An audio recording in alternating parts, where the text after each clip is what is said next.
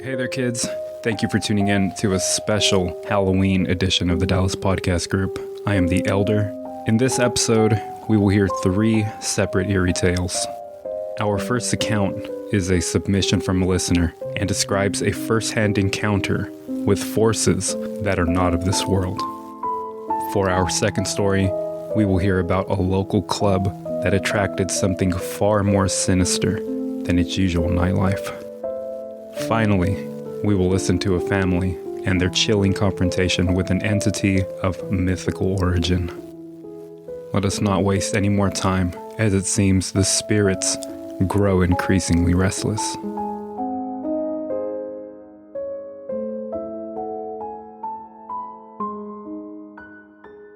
The Visitation. I've had 2 remarkable encounters with extraterrestrials. The first occurred when I was alone at home. Deeply immersed in my fascination with the unknown, a sudden thought crossed my mind. What would I do if an alien were to enter my home? To my astonishment, it was as though my curiosity summoned a being into existence.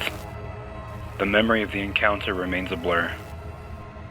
Yet I distinctly recall the entity extending its hand towards me. Its long, slender fingers sought a connection, a mutual understanding, and the purpose behind its visit. The following day, I awoke from what felt like a vivid dream, or perhaps a chilling nightmare. This encounter left me enthralled and just as haunted, prompting continuous contemplation about its true nature. The second encounter left me even more disturbed.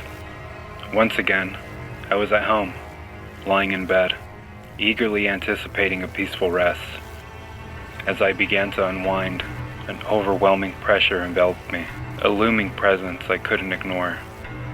The figure's features were unforgettable, a pair of piercing blue eyes set in a canvas of gray skin, and long, slender fingers that bore a haunting familiarity. Its nature was undeniable, and I found myself defenseless.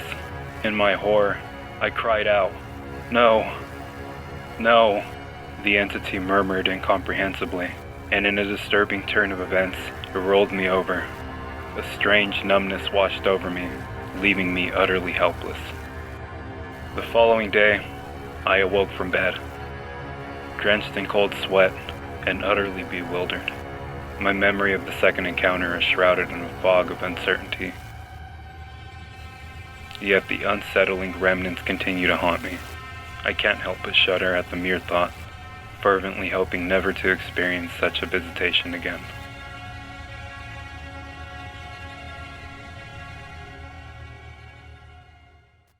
Dance with the Devil.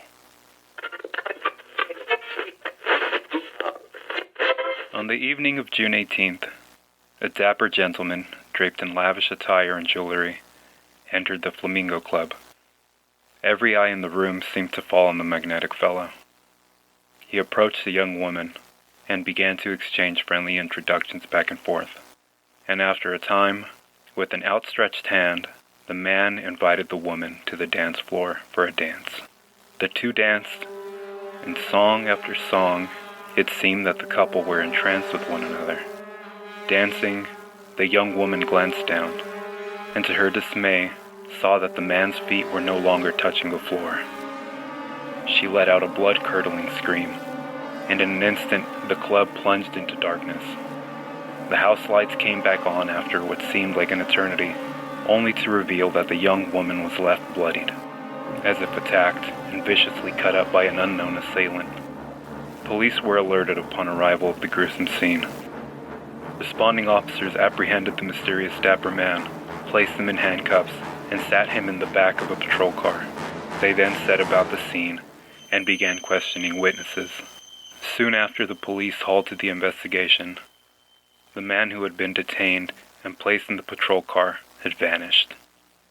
Only the handcuffs remained. Although her wounds did not appear to be lethal, the young woman fell under a strange delirium and subsequently passed. The investigation concerning the events of that night has remained unsuccessful. Peter Halamandaris, the owner of the Flamingo Club, has since been questioned multiple times on the matter. It is the genuine belief of many locals that on that fateful night, the devil himself had visited the establishment. Of course, Halamandaris would disagree, stating nothing whatsoever had transpired. Halamandaris suspects that other business rivals are responsible for the rumor. Local coroner's files would show no records involving a female homicide victim on or about June 18th. That said, police records also show no recorded incident about the Flamingo Club around that specific date. The devil did not escape from the back of a police car, stated police spokesman Sergeant Billy Wicker. According to Mark Zier, a Methodist minister and a PhD medievalist at the University of the Pacific, the tale of the devil mirrors our contemporary era. In a world marked by increasing complexity and our perceived individual powerlessness, we've turned to the belief in invisible influences that govern our lives, some benevolent, like angels, and others evil, like the devil. At its core, this narrative could be nothing more than an expression of deep despair. As of June 14th, 2021, the Flamingo Club, located on the corner of Airport and Charter Way in Stockton, California, was demolished after years of being shuttered. It stood for decades as a nightclub and venue for live acts within the community, but it will always be remembered as the setting of an infamous urban legend involving a dance with the devil. The Gnome.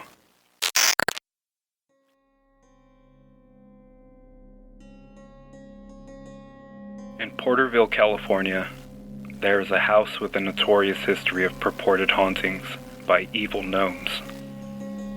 Gnomes, mythical creatures from European folklore, are typically depicted as tiny, deformed beings resembling aged, gnarled men. In numerous legends worldwide, gnomes have been cast as mischievous and occasionally menacing entities responsible for instilling fear in families. One of these chilling accounts centers around Tammy Thomas, who along with her 3 children relocated to a countryside residence in Porterville, adjacent to the Tully River. Tammy consistently felt like she was being watched, and an eerie presence emanated from a nearby barn.